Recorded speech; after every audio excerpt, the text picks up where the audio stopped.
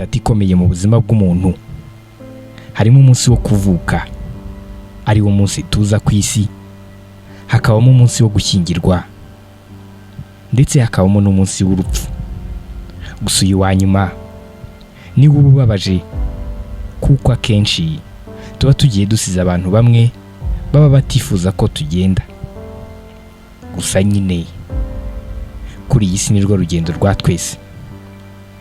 Iyo tukiri kuri iyi si, umuntu arangwa n'ibikorwa bitandukanye, ariko iyo agiye nibwo kenshi ibyo bikorwa n'abatari bamuzi baba bitabiriye umuhango wo kumuherekeza bwa nyuma babasha kubimenya, bakamenya uburyo ki yari uw'agaciro mu buzima bwa benshi. Ni nabyo byabaye uyu munsi tariki 27 Gicurasi 2020. Uyu munsi kuwa gatatu nibwo Bosenibamwe AIME wayoboraga ikigo gishinzwe igororamuco yasezeweho mu cyubahiro bwa nyuma. Hagaragazwa cyane umurava, ubunyangamugayo no gukunda igihugu byamurangaga. Ni umuhango watangiriye mu rugo rwe mu karere ka Gasabo mu mujyi wa Kigali, wabimburiwe n'amasengesho yo kumusabira n'ubuhamya bwatanzwe n'abantu batandukanye mbere yo gushyingurwa mu irimbi rya Rusororo. Ni umuhango kandi witabiriwe n'abayobozi mu nzego zitandukanye za leta n'abikorera. Uwavuze mu izina ry'umuryango mugari wa Bosenibamwe yavuze ko mu buzima bwose yamubonyemo impano yo gukora cyane, binatuma akundwa na benshi. Ati, bwa mbere duhura mu 1998 twari mu mwuga w'uburezi. Hari mu gihe abandi barimu bangaga kujya gufasha abanyeshuri amasomo y'ubumenyingiro bitwaje ko bafite za diplome za A0, kuko twigishaga ubuhinzi n'ubworozi. We yaraje agaragaza itandukaniro, dutangira kubona umusaruro mwinshi cyane. Umunyababanga mukuru w'umuryango FPR Inkotanyi François Ngarambe yavuze ko mu mirimo yose nyakwigendera yahawe yayikoze nk'uko yabisabwaga. Yavuze ko imirimo yashinzwe yayikoranye ubushake, ubwitange n'umwete.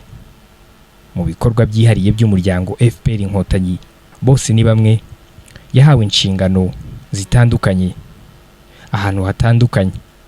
Abanyamuryango n'abaturage muri rusange bakaba bazamwibukira kuri byinshi bafatanyaga kandi byabateje imbere. Bosenibamwe yari umwe mu bagize komisiyo ishinzwe imibereho myiza mu muryango FPR Inkotanyi ku rwego rw'igihugu, aho ubuyobozi bw'uyu muryango bumushimira inama z'ingirakamaro yatangaga muri byose. Ngarambe yavuze ko Bosenibamwe yabaye intumwa nziza yizerwa kandi ngo abasigiye umurage mwiza. Bosenibamwe AIME yavukiye mu karere ka Rubavu. Hari tariki 27 Ugushyingo mu 1968. Amashuri abanza, ayisumbuye na kaminuza yabyigiye muri Repubulika Iharanira Demokarasi ya Kongo, aho yaje gukura impamyabumenyi y'icyiciro cya kabiri cya kaminuza mu bijyanye n'ikoranabuhanga mu buhinzi yakuye muri kaminuza ya Kisangani. Mu 1996 yabaye mwarimu mu kigo cy'ishuri cya EAV Gisovu. Hagati y'1999 n'ibihumbi 2000 yakomereje akazi ko kwigisha muri EAV Gitwe. Kuva mu mwaka wa 2000 kugera muri 2002 Bosenibamwe yabaye umunyamabanga nshingwabikorwa w'umurenge wa Rukira, aho yavuye yerekeza muri Minisiteri y'Ubuhinzi n'Ubworozi akahamara imyaka 3.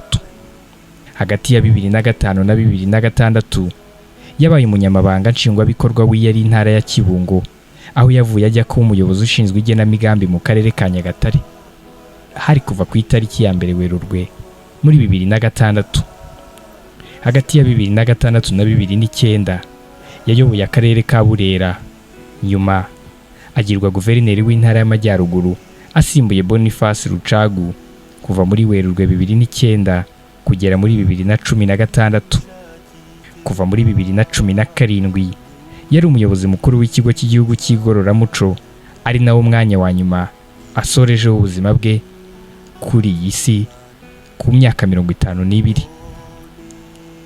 Bosenibamwe AIME asize umuryango w'umugore n'abana 5. Imana imuhiruko ridashira. Nitwa Simeon Stizo Muhumuza. Iyi ukurikiye ni One Nation Radio.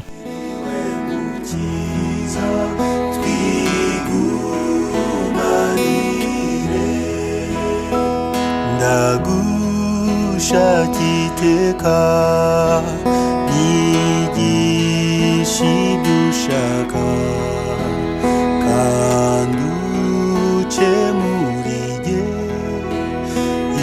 ingeso zose mbi kumanywa na nijoro ndagushakiteka ndahiriwe mukiza twigumanire kumanywa na nijoro ndagushakiteka ndahiriwe mukiza twigumanire ndagushakiteka